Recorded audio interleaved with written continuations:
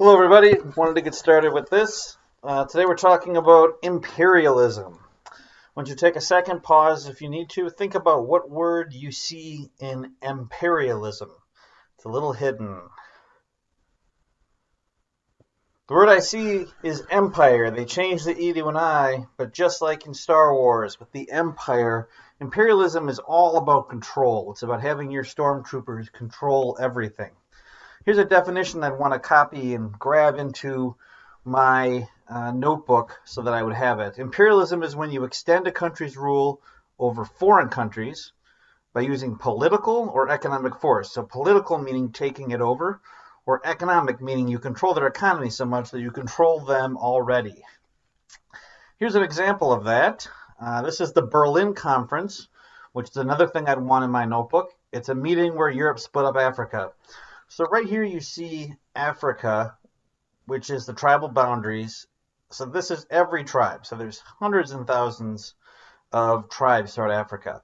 In 1880s, the Europeans came in and they divided Africa up into a bunch of different countries controlled by these different European powers.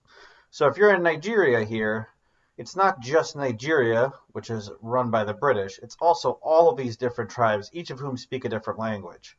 So this is going to have huge problems later on when these countries gain independence, because most of the people in Nigeria can't even speak to each other, and there's huge issues between different groups not liking each other. One of the ways we look at this kind of thing is we look at political cartoons. So this is a political cartoon about the Berlin Conference. So what I'd like you guys to do is take a second, pause this video when I'm done talking here and tell you to, and do the following. I want you to make a list of everything you see in this photo. This would be in your notebook. The people, the objects, what are the main things that are there? Then describe each person or object. What does it look like? What do you notice about it? What do you think the artist is trying to tell you? When you have figured that out, you want to use that information that you have about what the artist did and create your overall message. So take a second in your notebook, do that now.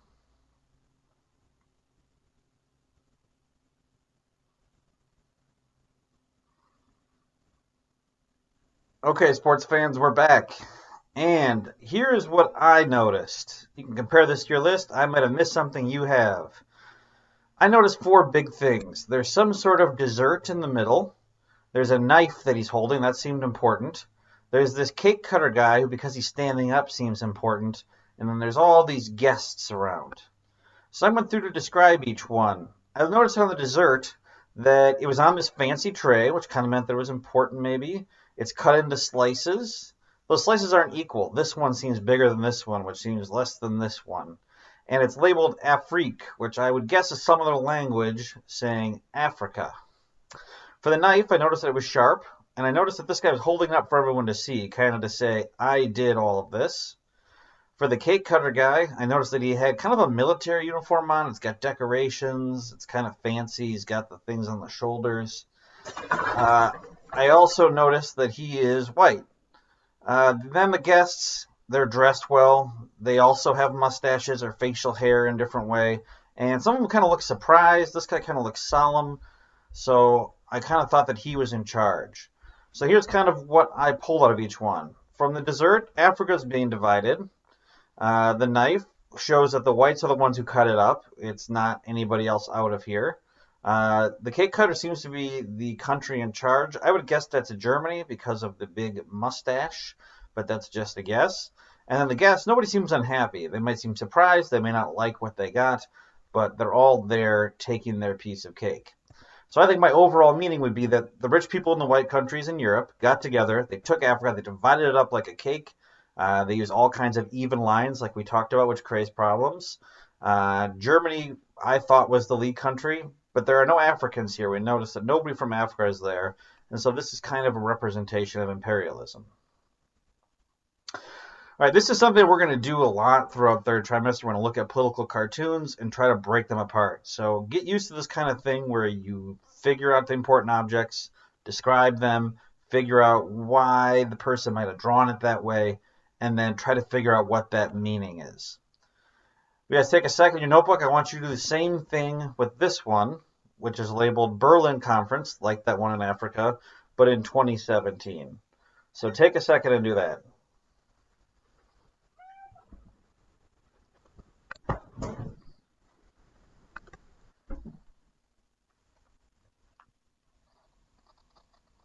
All right, I'll take a look at that in your notebooks and see that you did that. All right, we're moving on here to another topic that you want to write down in your notebook. That's social Darwinism. So, Darwin is this guy right here. He's an English guy about the mid 1800s.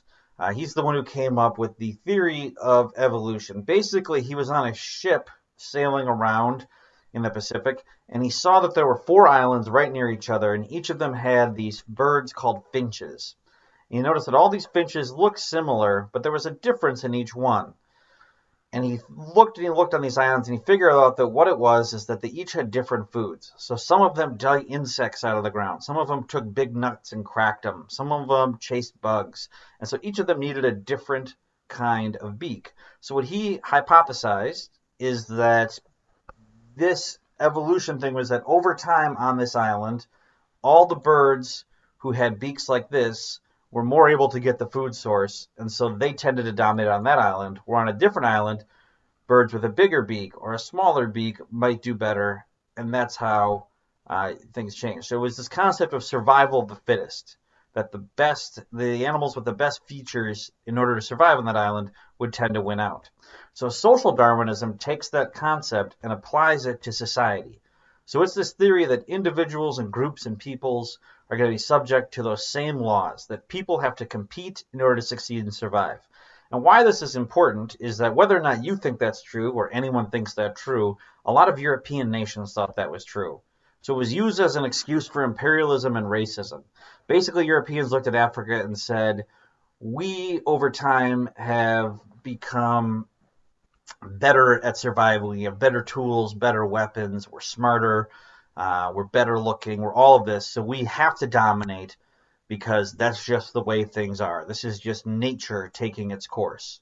So this social Darwinism is kind of where these European nations got this arrogance that they can just take Africa and divide it up into different countries. They can do the same thing in Asia or in South America.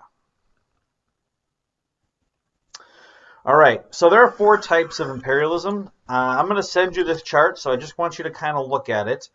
But these are the different ones. So we can kind of tell which kind of imperialism it is because a country might want to control another country in a different way depending on what they're looking. So we're looking at some factors. Who is in charge of the government? Are foreigners running it? Have they taken over completely? Are there locals in power? Are there locals with foreigners kind of influencing? We're looking at who legally owns the country. Does the European power come in and say, this is our land, we control it?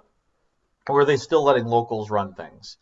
We also need to check who's doing it. Is it a foreign government, so the king or the queen and their ministers? Or is it maybe something that's just a company? A foreign company comes in and is powerful enough to influence it. We're also looking at who's controlling the military forces. So who's the one who, if there's a rebellion, is going to take over? Is it local people? Is it foreign people? Who's doing the protecting? And then also what their goal is. So each of these ones have different goals around controlling resources.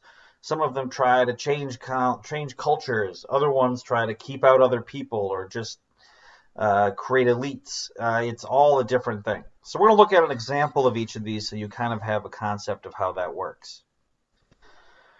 All right, this is Hawaii. You guys know Hawaii as the 50th state of the Union, but way back when, in the 1800s, it was not. Hawaii was its own place. It had its own people. You guys remember you did your ship-faring game. This is one of the places that people came to, and they formed their own kingdoms. They have their own cultures. This is a picture of the king at the time that this imperialism begins. I'm not even going to pretend to be able to pronounce his name. We'll say he's King A. So King A is running Hawaii. The people there are relatively happy. They have a stable population. They don't really have a lot of land ownership. But then Europeans come along, and Europeans figure out that Hawaii is in a really good place to grow one of our old friends, sugarcane. So as you guys remember, sugarcane is very difficult to grow, but very profitable. It's used in foods and all kinds of things. So the family that comes in and kind of comes to dominate this is an American family called the Dole Company. You guys have maybe seen the Dole Company, which is still around today.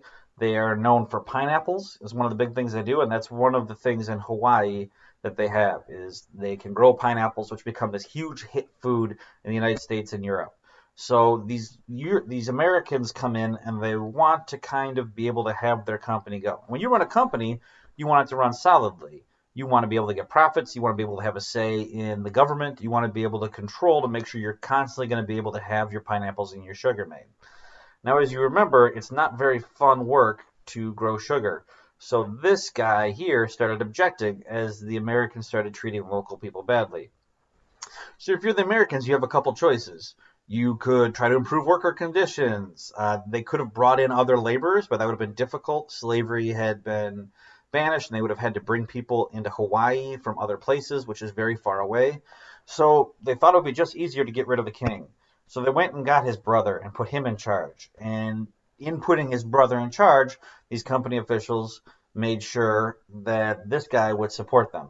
But over time, even he started to see that his people were getting in trouble, so they eventually had to get rid of him and bring in another person, which is this queen who was the last of the monarchs. She also eventually objected, and then the company just moved in, and using the threat that the United States would invade to protect its interests of American citizens abroad, they finally just took over the government, got rid of the kingdom, made a democracy that was controlled entirely by Americans, so the native populations had nothing.